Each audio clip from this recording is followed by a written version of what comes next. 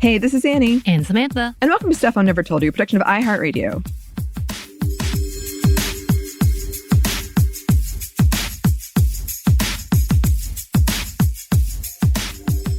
And today we are so excited and a little nervous to be joined by the amazing award-winning activist, author, and podcaster, Raquel Willis. Thank you so much for taking the time out of your very busy schedule, Raquel. Of course. Well, thank you for having me. I feel like I'm returning home, in a sense, to SMNTY. Yes, because you have been on SMNTY before. We were just talking about this. And we are going to talk about it a bit more because you did work at How Stuff Works, as it was at the time. You were on SMNTY when it was Kristen and Caroline. Mm-hmm. You've been in Atlanta, which is where Samantha and I live. Yeah. And we're very excited to see you again on an upcoming book tour. Yeah. But for the listeners, as we were just discussing off mic, you've done a lot since then. You've grown a lot as a person, but also done a lot since then. And that was a very simplified introduction I gave you. Can you introduce yourself to our audience, please? Yes. Well, hello, SMNTY fam. I am Raquel Willis. I am a Black trans activist, now author and media strategist. And so much of my work is dedicated to honoring the dignity of folks on the margins, which of course means women and folks of varying gender experiences, folks of color, and on and on. And I'm from Augusta, Georgia, so I'm a Georgia girl. We were joking about my accent coming in and out. It's because I've lived in a bunch of different places since I started back in 2013 with a media and journalism career. But I'm so glad to be on this amazing platform again. Yay. We're so glad you were on. I know Anney and I have had like a little dream list of people we wanted back on the show or on the show, and you were on my list. And I'm like, it's finally happening. As I told you previously, I'm a little intimidated. And as most of our listeners know, when I get intimidated, I start stuttering or talking very fast. So go ahead and put that as a warning to everyone listening as well as to you. Okay. I'm very professional. Of course. I'm very professional, obviously. But you and I went to UGA as well. So you and I are alums in that as well. And as I was reading parts of your book, I was like, oh, this is very familiar. Oh, really? Okay. You speaking about East Point and then speaking about UGA. And I'm like, oh, yeah, okay. Okay. I kind of get this. Yes. I mean, UGA, what a time. So so I went to school at the University of Georgia, studied journalism, and had a minor in women's studies, picked that up along the way. And it's so funny that my uncovering of my feminism happened at college alongside my coming into my womanhood as a trans person. So it's interesting. I mean, I really had kind of these teachers that were phenomenal. I mean, it was folks like Dr. Nicole Ray, Cecilia Hurles at the University of Georgia, Blaise Parker, so many more. And then I also, on the journalism side, had these phenomenal Black women writers like the late Valerie Boyd. Unfortunately, she passed last year. And Cynthia Tucker of Atlanta Journal-Constitution fame. So I was surrounded by like a crew of baddies, if I must say so myself, in person, but then through the written word. I mean, it was Black feminists like Patricia Hill Collins, it was Angela Davis, it was Bell Hooks, it was trans writers and scholars like Susan Stryker and Julia Serrano of Whipping Girl fame, who really gave me a lens around my experience as a trans woman. So I was like well yoked, I guess, at that time to understand systems of oppression. Yeah, which is amazing because I will say when I started that story with you, I was like a little nervous because UGA, you can go either way. You can have some of the best experiences. You can have some of the worst experiences. It's an up and down of whether or not you find your crew. And it can be a hit and miss, especially in a Southern university that is dated with a lot of unfortunate history, but good history, but changes as well. So I was like, yes, okay, good. Yeah, but you know, I think that's the story of the South, right? Is like so often we talk about the struggle, but we forget that so much of the resilience and the resistance is also a part of that story. And actually, we should elevate that maybe more than some of the struggles that happen. So yeah, I feel you. Which was beautiful. Yeah, I love that. And you've touched on so many things that I want to come back and talk about, but I think we're getting a little ahead of ourselves here. I'm the one that often does that, so. We do that too. You're right with Obviously. us. I get very excited. Yes, we received a copy of your book. The cover is beautiful. I want to talk about that in a second too. The writing is beautiful. You do such a good job of like showcasing kind of the arc of your life from the South and then everything else that you've done since then. But can you tell us and the listeners what the book is about? Yeah, so The Risk It Takes to Bloom on Life and Liberation is, like you said, Anney, it's about my experience growing up in the South with a lot of traditionalism. I come from a very kind of classic Black Southern family, middle class, so there was also that component. But we were also very Catholic. I mean, devout Catholic, sat in the front pew every Sunday. All of that.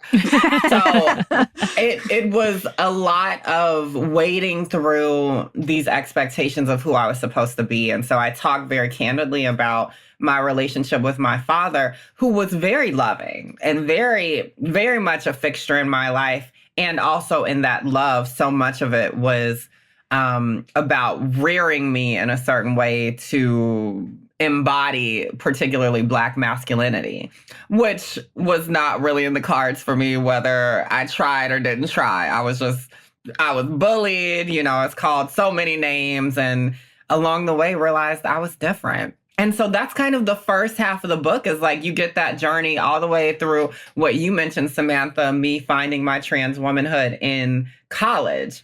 And then the second big chunk of the book is, okay, well, as a Black trans woman now, what kind of world is kind of emerging for me as someone embarking on a journalism and media career, but also has this passion for social justice. Oh, and we're straddling the Obama and Trump eras. Oh, and trans visibility is on the rise. Oh, and the movement for Black lives is happening. And then there's this feminist collective awakening happening with the unfortunate ascension of Donald Trump. So all of that is kind of packed into the second part of the book. Yes, and it's a lot. Like, I was reading it, I was like, wow. Raquel, you have done so much. You have been all over, and you're so open with your stories, and so sharing and so vulnerable. Like, you talk about really what could be like very painful things. You did say that some of it was therapeutic, but for instance, you talked about your coming out to your family and how that sort of spread, and like you started with your immediate family and then like later other people. But how was that for you? Like, how was sharing those stories for you? Yeah, well, I think at this point, maybe a lot of people, well, I won't say a lot, because there's still a lot of Americans in particular who say they don't know a trans person. But we kind of have this idea of like what coming out looks like in general, or inviting in, as some folks are saying now. But I think people forget, I think they're like, okay, well, you're 32. Why are you writing a memoir? Like, what have you experienced? And as you said, Anney, it's been a lot. And I'm also an overthinker. So those two put together, you get a book, you get a memoir. But then also, I think people forget that I was kind of coming into my career as a Black trans woman, like literally 2 months before Orange is the New Black premiered, with Laverne Cox, the amazing, who did an amazing conversation for my launch event in New York, which, oh my God, big moment. But that premiered 2 months after I graduated. So I was already kind of navigating being a Black trans woman in the world before this kind of visibility era started to take off. And so it was important to kind of showcase my personal trajectory within kind of this change in consciousness collectively around and public education and political education around trans folks' existence. So that's been a thing. I think also I've been blessed to meet so many empowering folks along the way. I mean, whether it was LGBTQ students invested in making our campus more habitable at the University of Georgia, to Black, queer, and trans activists and organizers in Atlanta who were fighting against everything from mass incarceration to police brutality and on, to folks at Transgender Law Center who were working on so many different initiatives on a national level to make trans folks safe, on to working at Out Magazine, where an amazing group of folks came together, which I was so proud to be a part of, to kind of shift narratives around the LGBTQ community. And so one of the things I think that has been a feature of so much of my career has been in spaces with folks invested in showing the breadth of experiences on the margins. Yeah. And you know, as you're speaking of this, obviously you are a writer. Like everything you say has so many things that you can picture with this. Your book was very much the same. You are a storyteller. Honestly, it kind of reminded me a little bit of the Southern Gothic that I love to read because of the tales of Augusta and your growing up. Very Southern level of community, which was familiar in that, yeah, this is Georgia. This is what Georgia looks like in growing up with a family that is surrounding you. That sweet tea, that description of your dinner at the very beginning, I was like, yeah, I know that. I know what she's talking about. You know, the puckering of the lips from her being so sweet. Yes. That whole level. Like you're an obvious writer in all of that. As you tell your story, how did this process go for you? Because not only it is a memoir, but it is a story. It is a novel in itself. How did you do all of this writing? What was your thought process as you were doing it? Well, shout out to my therapist. Yes. I ended up finding a new therapist during the process because I kind of had a break between one that I had a while ago. And we just had some really important conversations. But I think that kind of dovetailed with just kind of the emotional experience of talking about these stories. I mean, so many of us get our lives down to talking points, you know? And so it's like, this happened. I came out at 14 as gay to my parents, and then came out at school, and then found my transness in college and all of this stuff. And then I was a writer here at the small town newspaper, and, you know, and so it's the talking points. And I think sometimes getting our stories down to those little slivers acts as a shield for us to not dig into the deeper emotions of like trauma, of like the things that have pushed us to seek validation in a certain way. I mean, one of the things that was important to kind of get a grip on is like, okay, in this career that I've built, you know, what am I building it for? And at the heart of some of it, which I've been unpacking with my therapist, is like, I felt like I had to present myself in a certain package to make up for those things that made me more marginalized in our society. And so I dealt with the expectations of, you know, not being able to build this kind of palatable life that maybe my parents hoped I would have had, and kind of shattering that and being like, it's okay for me to exist. But also, I don't have to work and achieve to make up for those things. Those things are brilliantly beautiful as well. My Blackness, my transness, my queerness, my womanhood, my Southernness as well. Those are beautiful things that I don't have to work despite of, right? Or in spite of. I'm working in this way because of those things. So that was kind of at the heart of it. I mean, I had to have hard conversations with family, with former partners and friends, especially for these moments where I talk about tension and conflict, because I really believed in trying to tell my story in a way that it didn't infringe on other people's lives, right? So I also wanted them to be able to have their stories while I also told my story from my vantage point. And I wanted that to be clear. I love that because we've been talking about that just being on this podcast by nature of like, I'll tell a story and I know like if it gets out to my family, Ooh. you know, I don't know how that's going to go.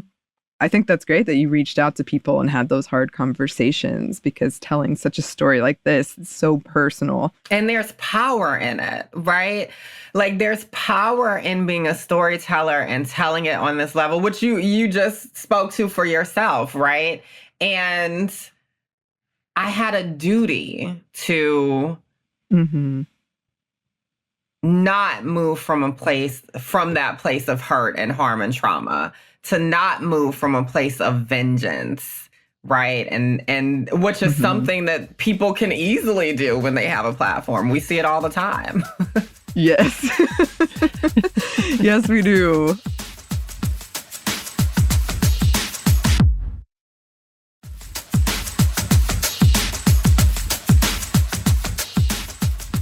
Another thing I really loved, because earlier you were mentioning all of these amazing mentors that you had, but you also speak about, as you were earlier, about like students or organizations or just like being on like a Yahoo group and finding people that way and finding mentors that way. And I really love that because I do think Samantha and I both grew up in small towns in the South. I do think like finding that can be so eye-opening of like, oh, wait, wait, this is making so much sense to me. So can you talk about that, kind of the power of finding your community, of finding these mentors? Yeah, Anney, thank you for bringing that up. I mean, it's so interesting to think about because life just kind of unfolds sometimes, especially when you're young. But I first found LGBTQ community through the computer screen, right? Which is not weird now because of social media and everything. But in the early 2000s, I mean, the internet was a wilderness. You know, like the rabbit holes you could go down there is something that I think younger folks may not be able to understand. But I found community through teen forums where we would talk about our experiences, whether it was from puberty and body changes and everything, you know, all of those awkward things we could never talk about in our IRL, right? In real life, as we say. But then also in Yahoo chat rooms, as you said, and in chat rooms on AOL Instant Messenger, AIM, if you will, that was kind of the experience that I had that helps me understand, oh, there are other LGBTQ people out there and I'm not alone. And I'm just different in this context. And so there are folks I can find. So that was a sense of community. And then going off to the University of Georgia, as you said, that was so eye-opening because I had never seen queer and trans people like me who were so open about it, you know? And so that was beautiful. I met trans people for the first time, really, who were living openly. And that kind of shifted my mindset as well. Back in Augusta, there were other gay and bi folks, but most of them were in the closet, or most of them, didn't wear it on their sleeve maybe in the ways that I did. And I don't think I really did, but I was just outspoken about it. So yeah, I mean, those early moments of community were so key. And I think about how important it is for young people. You know, young queer and trans people around the country are facing upwards of 600 pieces of anti-LGBTQ plus legislation introduced in the year 2023, according to the ACLU. And the unfortunate thing is, like, while we've had this rise in visibility for particularly trans folks, that also has made us more of a target to particularly conservative folks. So we see these politicians, we see a washed up YA fantasy author coming after trans people. We see washed up comedians coming after trans people. We see washed up rappers and other folks coming after trans people. I think you see the pattern. Trans people make the haters relevant again, in a way. So I say all that to say that I think it's important for young people across the board on the margins to have opportunities to build community. Because there's a lot of healing that can come with being surrounded by folks that you can compare and contrast the notes of your life with. Yeah, I agree so much. I hate, like, I've told this story before, but when I was in 7th grade, I was like, maybe I'm gay. And then I prayed to God, like, I hope I'm not gay, because I knew what it would mean. Like, and I was so scared of it. And I hate that I felt that way. And I think that if I had community of people, like, who even knew the terms, like, nobody even knew the words where I grew up. Right. Yeah, that it would have meant so much. But that you said something that I wanted to come back to, because you've spoken about this before. There has been this rise in trans visibility, which is great. But you've also spoken about how that doesn't necessarily equate to vitality, and that can't be the whole picture. Can you talk about that? Yeah, I mean, the visibility piece, so let's get to the heart of it, right? There are people who are like, oh, well, we're always hearing about trans folks. I mean, I've seen on some comments for interviews I've done this week where people are like, I'm transed out. And I'm like, what are you talking about? You know, and a lot of it is people's anxieties around, and particularly cisgender people, that is folks who are not trans. It's their anxieties around not being able to be the default anymore. Because now that trans people have articulated our existence in a way and are empowered to own our stories, there are people who don't like the fact that they don't get the cookies of being seen as normal on that level of identity, right? We hear the same thing from white supremacists who have a problem with the diversity efforts, who have a problem with people of color being main characters in Marvel films and Disney films. It's because they have a problem with not being seen as the default. And they don't want to interrogate that they are complicit in these systems of oppression that folks on the margins experience. And my thing is, I want to validate your discomfort, because that is real. How you feel is real. But I will never concede that your discomfort in any way, as someone who is more privileged on a certain axis of oppression, deserves the approach that you take, and that it deserves the same or equal billing as the discrimination and the violence that folks on the margins experience. So when we're talking about trans folks being visible, it can't just be that you have this idea that we've got it made because you might see us on a TV screen or hear us on a radio or a podcast or see us in a magazine. Do you understand that we still have high rates of incarceration for Black trans folks in particular, high rates of suicidal ideation across the board, regardless of race, for trans and non-binary folks, particularly youth?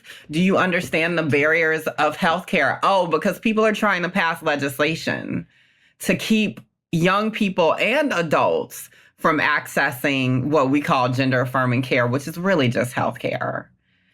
You know, so I think it's important for folks to understand that visibility is great, but it often presents more issues when the material conditions have not changed for large swaths of a community on the margins. Yeah.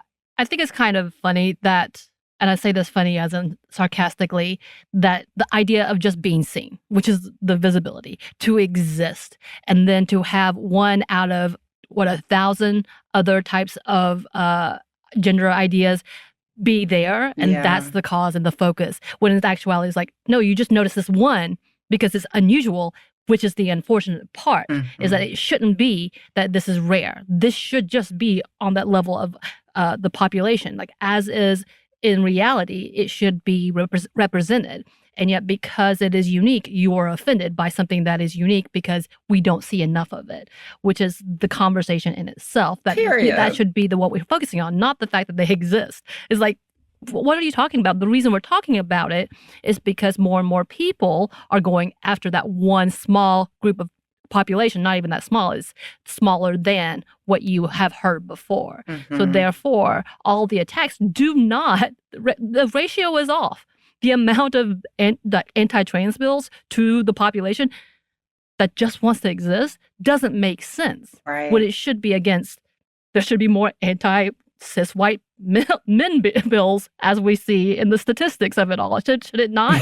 Shouldn't the ratio be equal? I don't know.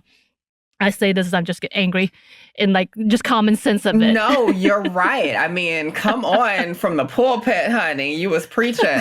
But you're right though. But the funny thing is, when on the opposite side, when folks see groups on the margins getting rights, so to speak, and it's really just protecting, because the rights that we have are rights that are God-given. If that's what you believe, they should already be a part of our existence.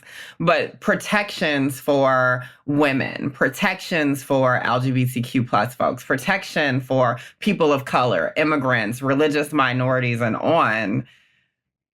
Folks who have more power and privilege in a way feel like, oh, well, if those protections are articulated, that means something is being taken from me.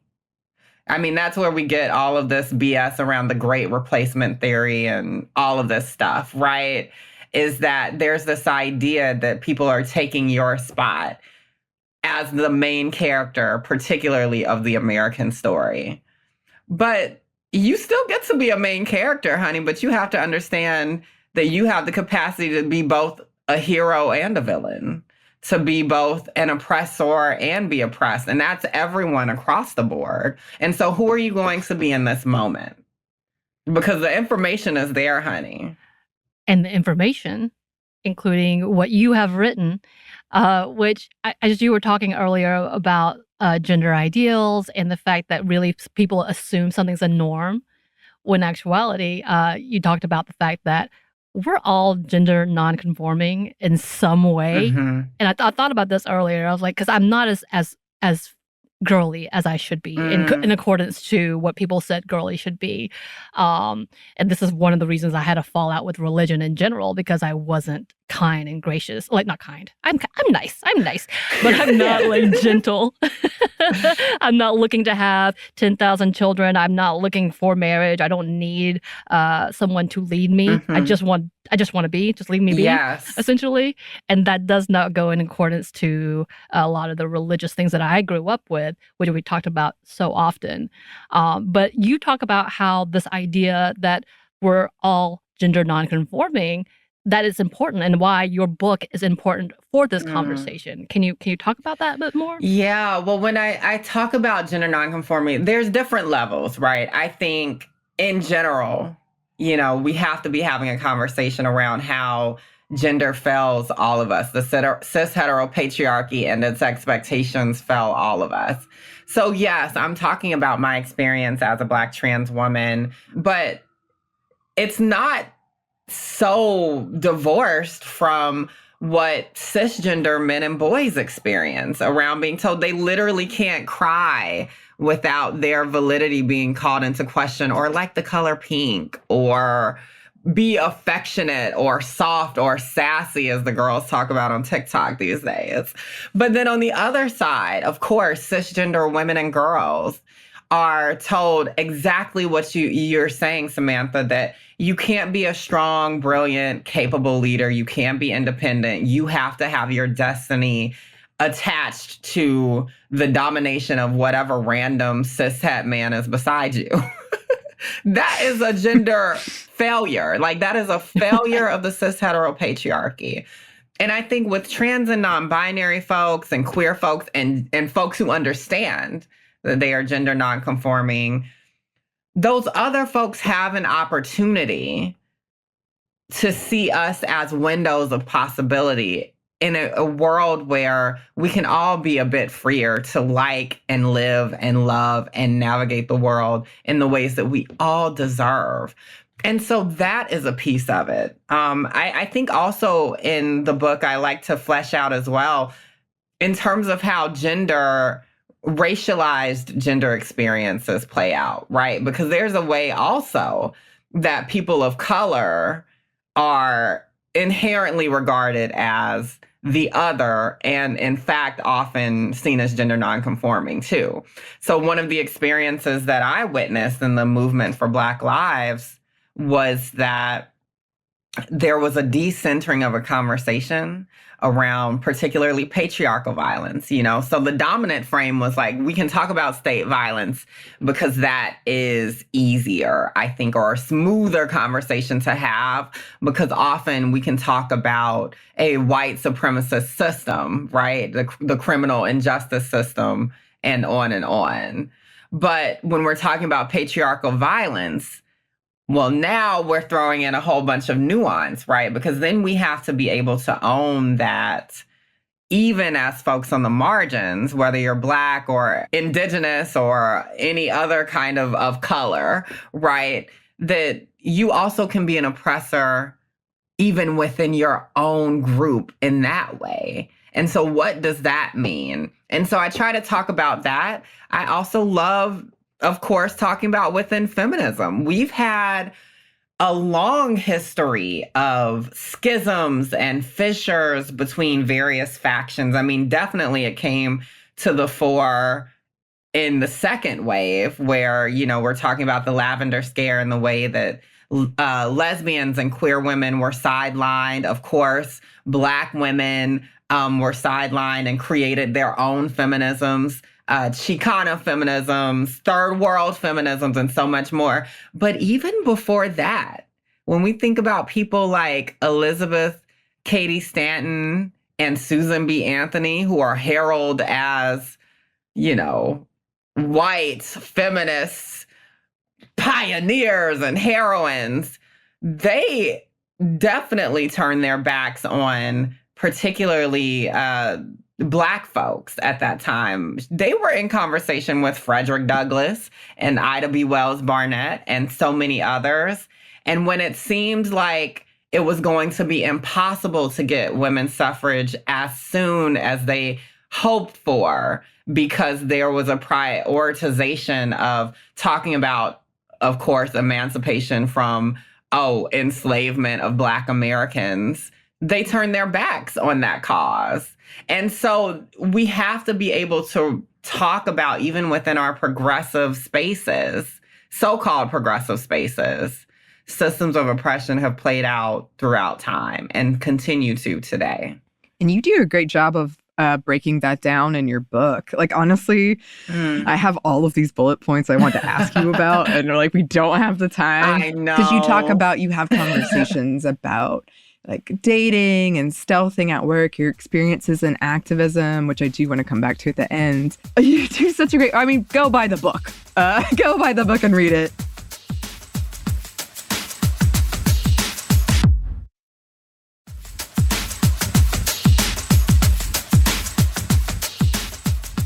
I did want to discuss, because I have it right here.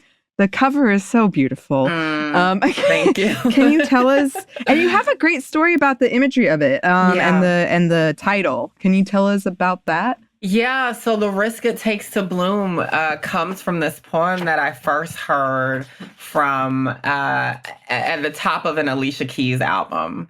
So the third album that she released, The Element of Freedom, at the beginning, she adapts this poem by a woman named Elizabeth Apple from the Bay Area. And it says, "And the day came when the risk to remain tight in a bud was more painful than the risk it took to blossom." That was the original version. And then Alicia Keys remixed it and said "to bloom." And I love that idea of the risk it takes to bloom, because I thought of these moments that I'm chronicling in my life where I didn't know what lie on the other side of being vulnerable and being authentic, whether it was at 14 when I was figuring out how I was going to come out as gay to my parents, or at 20 when I was trying to figure out how I was going to come out as trans to my family and the world, or what kind of career I could have after I was so deeply impacted by the death by suicide of a young trans girl named Leila Alcorn in 2014, and on and on. So that idea of taking a risk and how that has played out beautifully throughout my life. I have no regrets whatsoever for anything, whether it was struggles and difficult times. Moving through those things has allowed me to bloom. And I know that blooming, of course, is not a one-time thing, just like I say revolution is not a one-time thing at the epilogue of the book. It's something that we are called to do over and over again. And I hope that we can be encouraged to do that by sharing our stories like the ones I'm trying to share in this book. Now, with the image, I was so proud to be able to bring on Texas Isaiah, who is a phenomenal photographer, who I know in community, powerful Black trans masculine person who is constantly showing up, has a deep sense of self-determination and autonomy for Black trans folks, believes in Black trans power, and really hooked me up with this. And I was able to shoot it at a Black trans-led organization studio, Black Trans Femmes in the Arts here in New York. So there's a lot of power behind the creation of this image and the crew that came on as well. So many Black trans folks and Black queer folks made it possible. I love how you described it of a tree. It was a magnolia tree from your youth and like the roots of it, but also the blooming of it.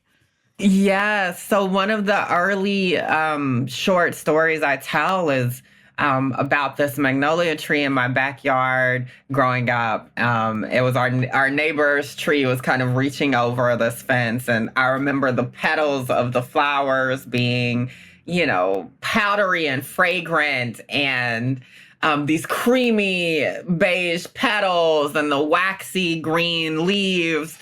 And I remember the sense of joy and pleasure in seeing these flowers, but also this like lightning bolt of fear came and struck me, because I knew that as someone being raised as a boy, I was not supposed to like flowers.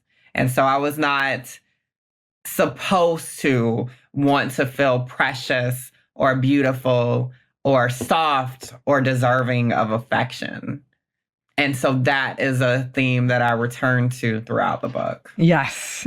Another theme that you have throughout the book is that you write letters to the dead. And that kind of transitions really well into our next part, because you're so busy. You have a podcast. Come on, transition. Sorry. Annie's really good at them. I know, I'm really good. You also have a podcast coming out. Yes, that is called Afterlives, the Layleen Polanco story. And one of the letters you have in the book is to Layleen. Yeah. So can you tell us about this podcast?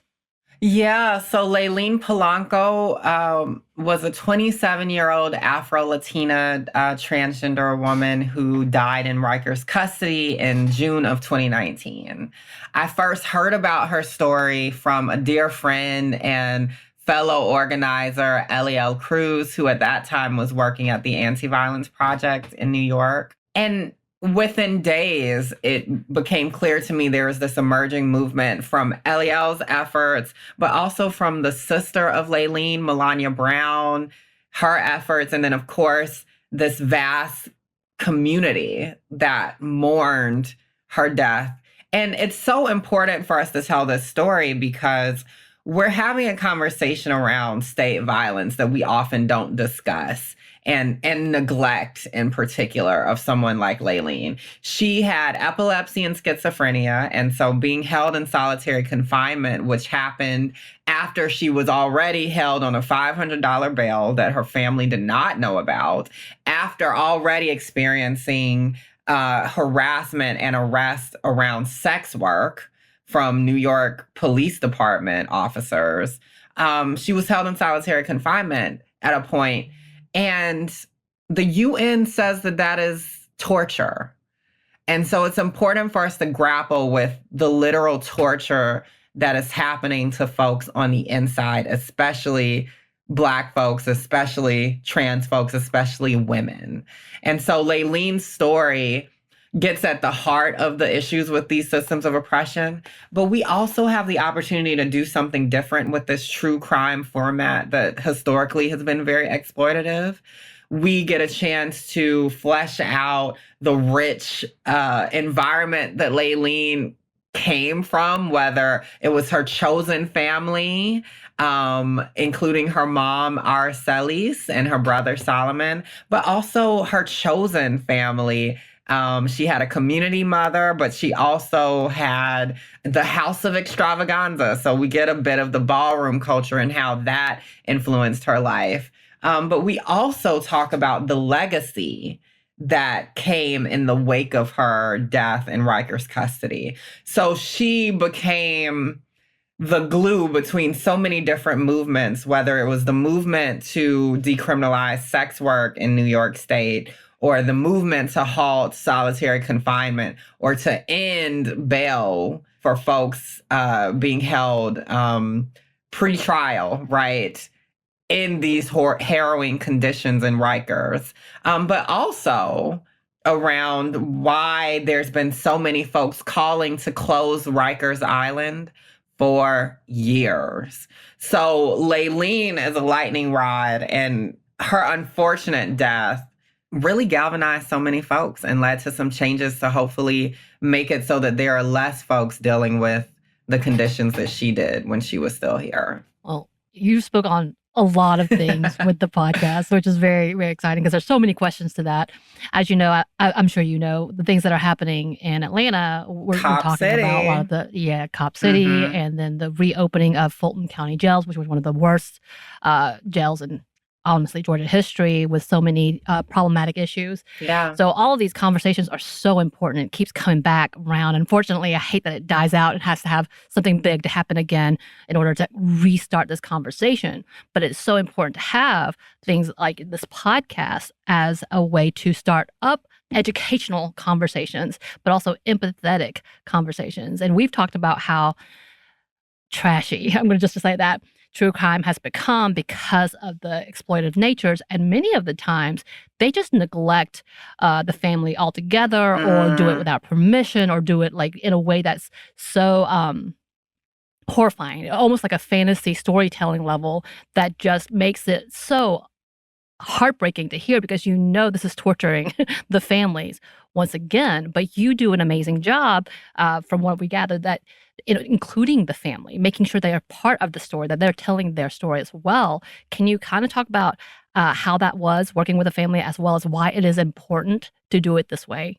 Yes. I mean, when I was creating the editorial project that Afterlives, the podcast, is based on, I was still at Out Magazine.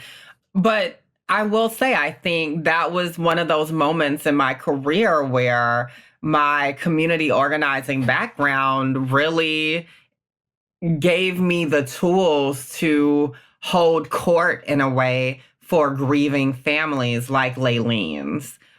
Because I knew that I wanted to make sure that we did our due diligence, that they were a part of this project that we were creating. And I was able to have some beautiful conversations with her sister, be in community with her sister, get her blessing to elevate her story. Because we also don't always see that. You know, when trans folks of color, particularly women, are murdered or killed or die by harrowing means, there have been many cases where the family was not affirming of them and so was not invested in folks knowing more about the story of their slain family member, much less know more about them as a trans person who maybe experienced a hate crime. So that was important. I think it's also just been key to let people know that trans folks aren't waiting to be saved. Like, we're coming up with the solutions every day, along with our allies, the folks that love us, our comrades, and on and on. And so that's also been something important for me as well, to elevate the activists, the organizers, the cultural creators who are trying to shift these dynamics in their various fields and industries. And I have to shout out the phenomenal team at iHeartMedia, of course, which we know is FAM here, the Outspoken Network, my homie in this work, Jay Brunson, executive producer for the Outspoken Network, has really been such a support and encourager. And then, of course, the School of Humans group as well. So we've had a lot of support, a lot of powerful people making this happen. I also got to shout out, who I've been calling my right and left hand, Dylan Hewer, amazing producer, and Joey Pat as well. I mean, they've just, they are powerhouses, and I just have so much love for them.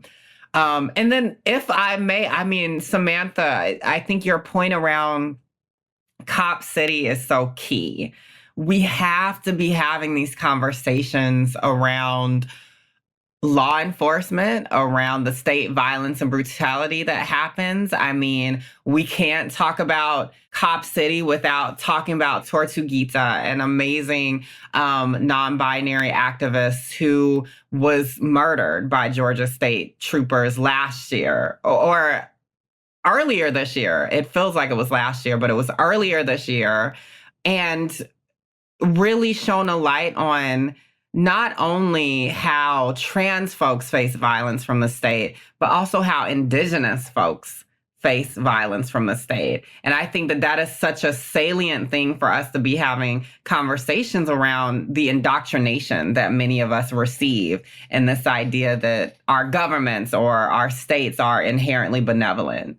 And that is not true. They are only as benevolent as the leaders we have in office. And this is completely tied to why we need a ceasefire, why we all need to be invested in the liberation of Palestinian folks as well from occupation, and why folks who think that none of this has anything to do with them need to come correct and check again, because all of the violence and the oppression in this world and the domination that happens, it's fed by each other, right? And so we have to be willing to understand that, as well as intersectional feminists, right, have to be able to understand that too.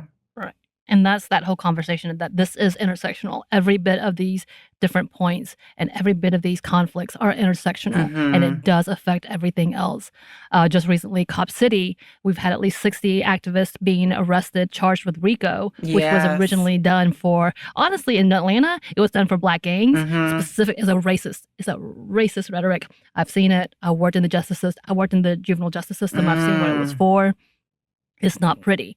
And this is what they're doing, and it's on a federal level. So what they are doing is making sure that they are silencing anyone who are activists, literally environmental activists, literally like all of this level. It's not just one thing. It's not just because they don't like cops. Like, let's just be very clear.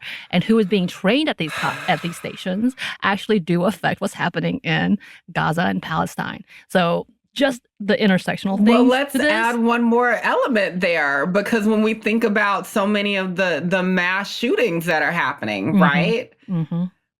Especially thinking about this person in Maine recently. He was someone who had been trained by law enforcement, right? Right. And there's an exchange between Israel and the U.S. around law enforcement and the practices that brutalize our peoples too.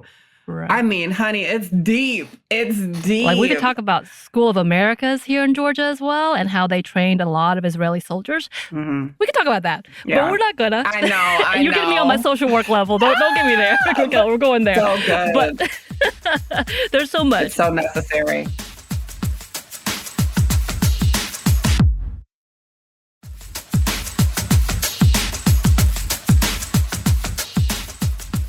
your lists and accolades, girl, you're on all the lists. Like, every time I look up women to talk about, you're on every single one of them. I'm like, son of a, why can't we get her on? So, again, this is my fantasy. I'm like, yes, she's on the show. When Joey brought you up, I was like, yes, please, immediately. But like, you have done it and seen it all. You have like just ran with the amazing things you've done in Atlanta alone. Can you kind of talk about your experience from the beginning of your activism to where you are today? I know that's a lot. It's a lot, but I'll work on it. Come on, give me some stories. Well, Atlanta, I say radicalized me.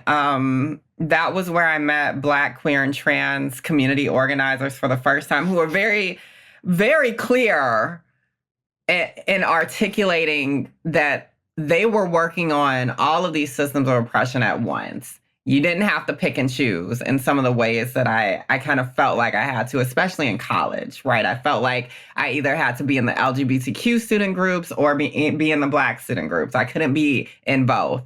But in Atlanta, people brought it all together. We're very aware of the history of movements.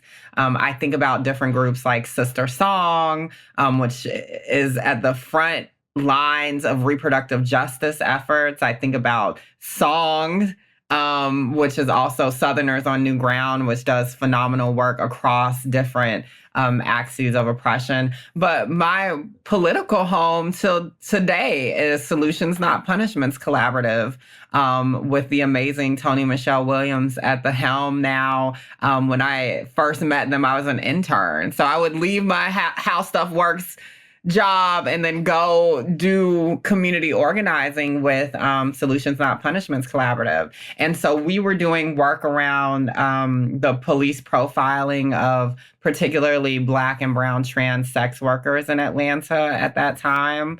Eventually, I moved into doing more national work, which came with working at Transgender Law Center with some phenomenal folks. I started a project called Black Trans Circles, which focuses on the healing justice components for what I consider to be the survivors that we don't acknowledge, which are the Black trans women who are left behind in communities when a murder happens and no real interventions are made. So that was a powerful project to work on. And then, of course, my activism dovetailed with working at Out Magazine. And I know that folks are like, well, how, right? But there's such an important place for the cultural organizer, which I think is at the core of the work that I do. So even in my podcast work, to be talking about these systems of oppression that marginalized folks face on this level, that is cultural organizing for me, because I believe we can get political education out. We can also galvanize even more folks to be invested in dismantling some of these systems. So that's a lot of my work. I consult with GLAAD, and we also do newsroom presentations and interventions around how to cover LGBTQ issues, so that, because we know that our media landscape is not inherently benevolent. We got the New York Times out here being a mess on so many different things as an institution. Right. But of course, there are powerful folks even within that institution that are trying to course correct and keep communities on the margins articulated in the ways that we deserve. So this is just a snapshot of the work that I do and have done. And I'm excited for what's next. I feel like there's a new era emerging around me. I forget you're so young. I say you're young because you're significantly younger than me. But I'm like, God, she's done all of this. What have I done? I made Oh, no. Okay, I did good today. What do you mean? You speak truth to power every week. I talk about my dog a lot, so that's what I do. That's what I do. Awesome. That's kind of me. Joy is necessary. True. Speaking of, because I think, like I said, my previous field was social work, and I still have a lot of people a part of it that still work in that field, as well as I still dabble. I'll say dabble. Come on, dabble. But how do you find that balance of trying to be transparent and sharing your stories and your experiences, to also making sure that you're you're preserving yourself and your sanity and your spirit and your joy, as well as protecting the fact that, yes, you're willing to share, but you do not owe people your story. Like, how do you find that balance? I mean, I talked about this the other day when I was in conversation with Laverne Cox. Not to name drop, but we were. I was like, no big. Everybody you've interviewed with recently were like, oh, damn. Well, they're famous. I know.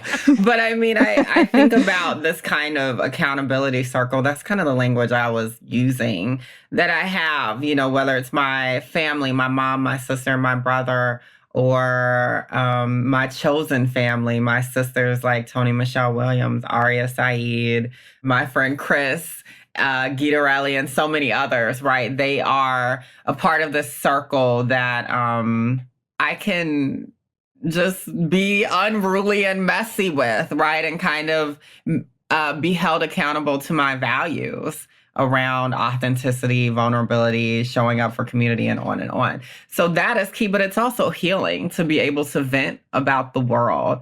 So friendship is so key. That also has to be at the heart of all of our feminist discussions as well. You know, that love is important. You know, it's not necessarily this like you gotta be a bride kind of thing in this particular way. Love is so much more than that, whether it's romantic, whether it's platonic, and on and on. You know, so I think that part is key for us to reclaim as feminists, love on our own terms. But also, it's building in space and grace, you know? So I'm lucky to have a team now who supports me in making sure I'm not too stretched thin, even though I think to other folks, I always am here and there and everywhere. But I do have my moments to breathe. I have my moments to nap. CrossFit keeps me grounded. I love it. I'm still sore from the other day, honey. I love a good walk. I love a good massage. I love good music. I love good podcasts like SMNTY. Ding, ding, ding. So I build in space for that. I play Fortnite when I need to. Do you? I do. Okay. Fortnite. Sometimes Unexpected. Call of Duty. It's a lot, but sometimes. Okay. I'm excited for the next generation of The Sims. Is that still going? Is that still a thing? That's how old I am. Okay. See, you just shaded, I'm sure, a segment of your audience. But that's on you. That is. No, it's true. Yeah, they right. know. They know my online playing is none. But I do phone games in the story. But yeah, so I mean, it's those things, and it's also just the little boring things, you know. Like sometimes I try to find the ease in laundry when I'm not like, you know, short on time, or being able to have a slow day, or be able to go to my bodega and they know my order, you know, finding those little moments of liberation that we can bake into our everyday lives is so key. I love that. And that is one of the things I love about your work is that you're very open about, because I think a lot of us have anxiety about, and we're not on the same level as you, but about being an activist, and when you're like in that space and people are like constantly judging you and are you not perfect and you didn't do this right or you didn't do that right. And you've just been very open about that, which I think is amazing, because I feel like that scares people away from, they want to help, they want to do work, and they should be, but they get scared because they can't be perfect, and no one is perfect. They aren't, so seriously. You're absolutely right. I mean, the perfection piece is hard for a lot of us. Yeah. But the beauty is in the hiccups. It's in the awkwardness. It's in the anxieties. You know, I love when somebody is like, I'm anxious. Like, just being able to name it. Well, it's so refreshing, because we're told to hide those things, you know. It is. It really is. And you mentioned earlier that you feel like you're like on the precipice of something. Do you have anything else on the horizon that you're excited about? What else do you want, Anney? I'm like, no one's perfect. Do more stuff. We're trying to wait for you to say you're coming back to Atlanta and hanging with us on the regular. That's what we really want. You do have a tour. I do have a tour. You do have a tour. I do have a tour. So please check me out on the tour. I'm going to several stops from DC to Atlanta, of course, Athens, Georgia, Augusta, Georgia, Charleston, South Carolina, Baltimore, or Baltimore, as they say, Philly, Massachusetts. That's almost everywhere. I think I'm blanking on somewhere, but Minneapolis. All the places. There's a lot. And then there will be a second leg starting in January 2024. So I have a little holiday break. Nice. Your new podcast has just released. New podcast just released, Afterlives. It's chronicling the story of Layleen Polanco and her legacy. It is out on all platforms. And so proud of that. And then there's another podcast forthcoming called Queer Chronicles in January 2024, which will follow the lives of queer and trans youth living in political battleground states in the U.S. So, yeah. Yeah, and as we record this, the first episode of Afterlives came out, and then we listened to it, and it's so good. You did such a good job of like painting a very intimate, empathetic podcast. We're like weaving together all of these pieces, and it was really beautiful. So I'm very excited and nervous because of the story, but excited to hear the I know rest. it's a lot. It's a lot, but you know, our team has been so intentional. Yeah, and I shouted out some of our producers. I have to shout out Aaron Edwards and Julia Furlan on the story support. Shout out Virginia Prescott. So I could go on and on. So many folks, of course, at iHeart. Noel Brown, Michael Alder-June on production. Daisy makes radio is her moniker on sound. Wazi Murray, one of my dear friends from Movement, who acted as composer, giving us the soundscapes that really drew it all together. So, and y'all know this, right? It really is a collective effort to get out one episode of anything. It really is. It really, really is. And I'm glad that as a podcast industry, we've moved away from pretending that it isn't. Because we kind of used to pretend. Yes. Like, we'll just say it was just this person. No. Mm-hmm. Yes. Well, thank you so much for taking the time, for being here. I hope that we get to see you in Atlanta. You're like our best friend now. Oh, I hope you don't mind. Well, come out, please. I got one name checked off my dream list, so thank you for that. Of course. And I'm always here. Just look over your shoulder, honey. I love it. You are welcome back anytime. Where can the good listeners find you? Yes, well, you can find out about all of these projects at raquelwillis.com, including the tour. And of course, follow afterlives.pod on IG, but you can also just find Afterlives wherever you get your podcasts. Yes, and get the book. The book is out now, yes? The book is out now, yes. Yes, The Risk It Takes to Bloom. Go check it out. It's amazing. Go check out the podcast. It's amazing. You're amazing. Thanks for coming. We loved having you. Thank you. And if you would like to contact us listeners, you can. Our email is stephanieandmomstuff@iheartmedia.com. You can find us on Twitter at momstuffpodcast or on Instagram and TikTok at Stuff Mom Never Told You. We have a TeePublic store and we have a book that you can get wherever you get your books. Thanks as always to our super producer, Christina, our executive producer, Maya, and our contributor, Joey, who was the associate producer on Afterlives. So go check that out. That's another reason to go check it out. Thank you. And thanks to you for listening. Stuff I Never Told You is a production of iHeartRadio. For more podcasts from iHeartRadio, you can check out the iHeartRadio app, Apple Podcasts, or wherever you listen to your favorite shows.